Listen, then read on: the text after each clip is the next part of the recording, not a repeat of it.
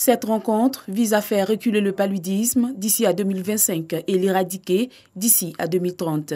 Pour y arriver, un document de communication sur la stratégie nationale de communication en vue d'un changement de comportement est en train d'être élaboré. Cette stratégie de communication se décline en plusieurs axes. Renforcer le plaidoyer et le partenariat, à renforcer l'action communautaire, à accroître la visibilité des activités, la sensibilisation dans les médias traditionnels. En Côte d'Ivoire, l'incidence du paludisme est de 191 pour 1000 dans la population générale et 597 pour 1000 chez les enfants de 0 à 5 ans. Un taux lié à l'intensification des stratégies avancées et la mise à échelle de la prise en charge à domicile des enfants de 0 à 5 ans dans les villages situés à plus de 5 km d'un centre de santé. La lutte se mène partout en Côte d'Ivoire.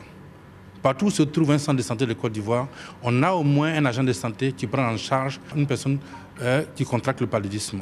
Nous sommes dans la communauté, dans les villages qui sont appelés 5 km par les ASC, les agents de santé communautaires qui sont dans les villages aussi, qui soignent les enfants de moins de 5 ans. Et donc aujourd'hui, si on veut parler de bilan, nous sommes aussi toujours en régression le nombre de cas de décès liés au paludisme. Dans cette lutte sans merci contre le paludisme, la Côte d'Ivoire veut compter sur ses partenaires. Nous sommes là pour soutenir le PNLP et remercier le PNLP de nous avoir associés à ce processus-là. Et nous sommes vraiment disposés à les accompagner dans le développement de cette stratégie et sa mise en œuvre future. La rencontre se tient sur 5 jours avec à la clé un document de référence sur la stratégie nationale de communication 2021-2025.